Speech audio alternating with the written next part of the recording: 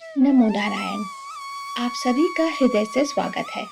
हमारे शास्त्रों में कहा गया है कि जाने अनजाने में हुए पाप मनुष्य के मन पर बोझ बन जाते हैं, लेकिन चैत्र मास के कृष्ण पक्ष की यह पावन पाप मोचनी एकादशी एक ऐसा वरदान है जो हमें उन सभी मानसिक और आध्यात्मिक बंधनों से मुक्ति दिलाती है।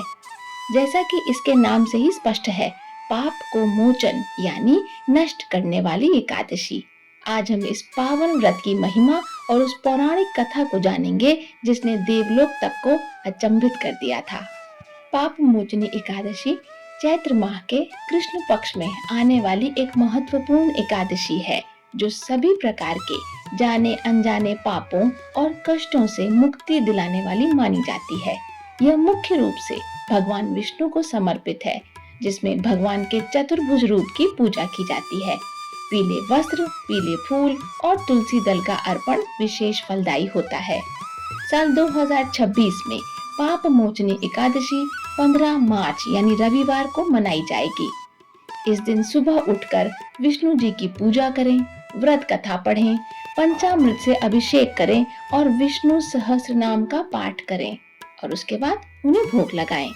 शाम को तुलसी के पास घी का दीपक जरूर जलाएं। ध्यान रहे, एकादशी के दिन तुलसी के पत्ते नहीं तोड़े जाते।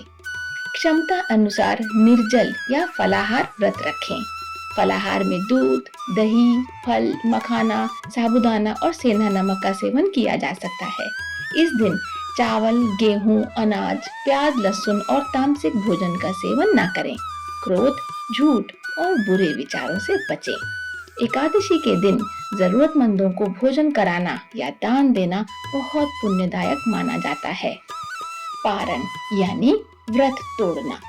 व्रत का पारण अगले दिन यानी द्वादशी सुबह शुभ मुहूर्त में तुलसी मिश्रित जल पीकर करें। आइए अब सुनते हैं इस एकादशी की व्रत कथा। धर्मराज युधिष्ठिर बोले, हे जनार्दन, चैत्र मास की कृष्ण पक्ष की एकादशी का क्या नाम है तथा उसकी विधि क्या है? कृपा करके आप मुझे बताइए। श्री भगवान बोले, हे राजन, चैत्र मास के कृष्ण पक्ष की एकादशी का नाम पाप मोचनी एकादशी है। इसके व्रत के प्रभाव से मनुष्य के सभी पापों का नाश होता है। यह सब व्रतों से उत्तम व्रत है। इस पाप मोचनी एकादशी के महात्म्य के श्रवण व पाठ से समस्त पाप नाश को प्राप्त हो जाते हैं।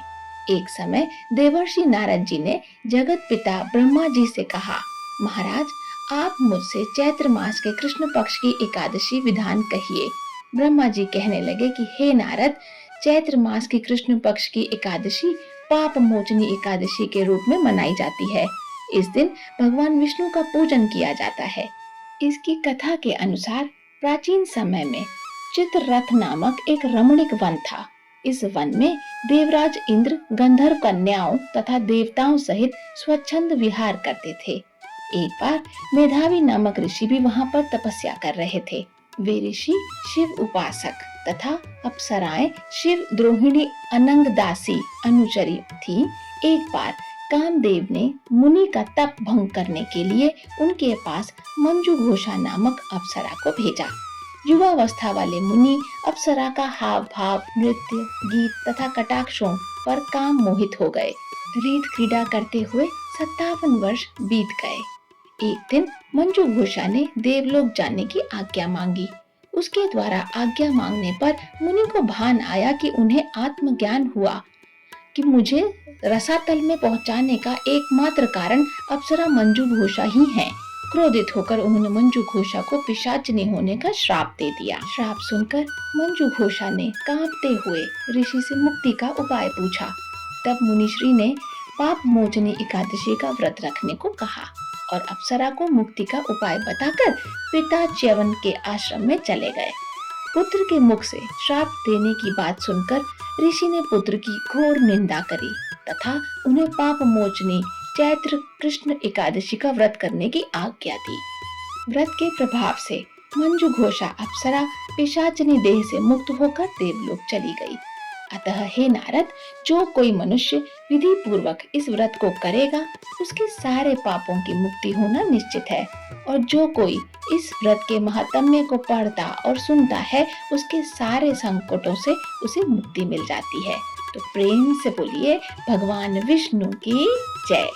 ऋषि मेधावी की यह कथा हमें सिखाती है कि भूल किसी से भी हो सकती है, लेकिन उस भूल को स्वीकार कर ईश्वर की शरण में जाना ही वास्तविक भक्ति है।